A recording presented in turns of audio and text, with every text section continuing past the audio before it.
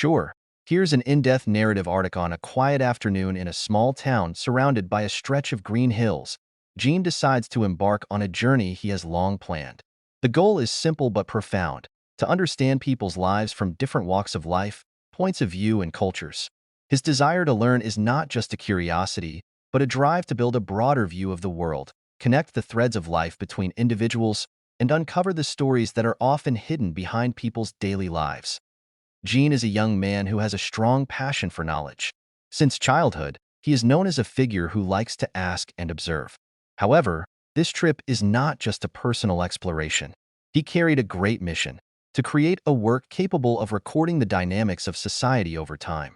In his mind, the Jinn wanted to touch the core of human life, the emotions, traditions, struggles, and hopes that make up small communities to large nations. First step. Understand the roots of local traditions. Jin's journey begins from a village called Sumberharapan, located at the foot of a remote mountain. This village is famous for its traditional customs that are still held in high esteem. People there live in harmony with nature, making wise use of the wealth of resources. The Jinn arrive on the day before the great harvest, where all the villagers are preparing for a great ceremony called Rawatan Bumai. In the middle of the preparation, Jin observed how everyone had their own role.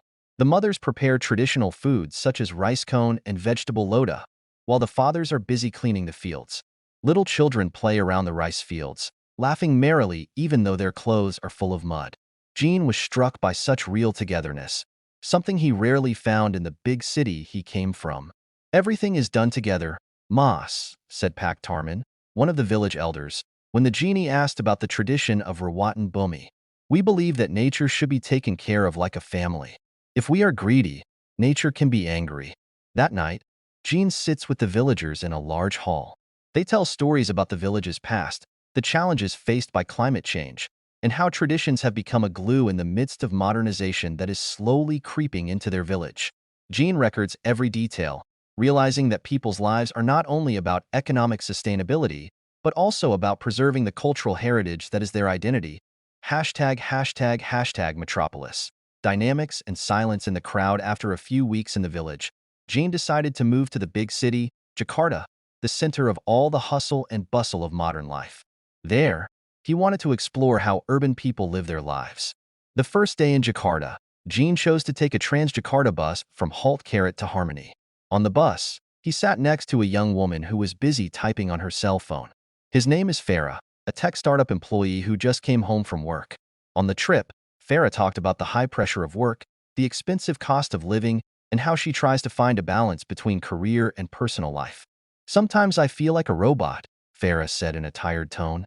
"Wake up in the morning, work, come home at night, then sleep. So it continues every day. But what else can we do? If we don't work hard, we will be left behind." The conversation opened Jin's eyes to the paradoxical life of urban society. On the one hand, they have access to modern technology, education, and facilities. However, on the other hand, they often feel trapped in a routine that makes them lose the meaning of life. Jin also visited a traditional market in Tanah Abang, where he chatted with small traders.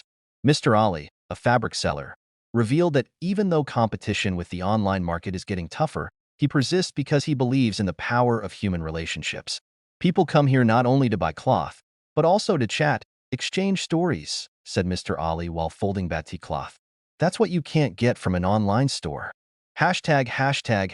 Marginal communities. Touching the hidden reality. Jin's journey then takes him to the outskirts of the city, where marginal communities live in appalling conditions. He visited a slum village along the banks of the Siliwang River, where hundreds of families lived in cramped houses. There, Jin meets Mbaksari, a single mother who works as a scavenger to support her 3 children.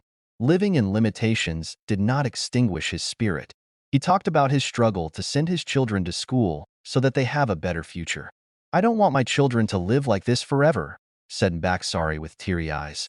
"I want them to have a better chance. Despite the wait, I believe everything will have its way." Jin was shocked to hear stories like this. He realized that behind every difficulty, there is a tremendous force that drives people to persevere. In the midst of poverty, there is strong solidarity among citizens. They help each other, share food, and take care of each other like a big family. Finding the red thread of life. After months of exploring various places and meeting with different walks of life, Jin began to see patterns connecting human life. Whether in villages, cities, or marginal communities, there are universal values that persist: love, hope, and togetherness. He realized that people's lives are not just about numbers and statistics or big narratives that are often picked up by the media. Behind it all, there are little stories that form the core of human existence. Each individual has a unique story that deserves to be heard and understood. Jane then decided to collect all his notes and observations into a book. He hopes that the work will not only be a documentation of his personal journey, but also a mirror for readers to look back at the meaning of life. I learned that humans are basically the same, Gene writes in the epilogue of his book. We all seek happiness, face challenges, and hope for a better future. Cultural, social, or geographical differences are just colors that enrich our stories. Closing Jin's journey is a reminder that in an increasingly technologically connected world, human relationships remain the most important thing. Through the stories of the people he meets, Jin discovers that life is not only about what we have, but also about how we understand and support each other. With this narrative, Jin invites readers to open their eyes and hearts, look at life from a broader perspective, and celebrate the diversity that surrounds us. Because in the end, we are all part of one big story, the story of humanity.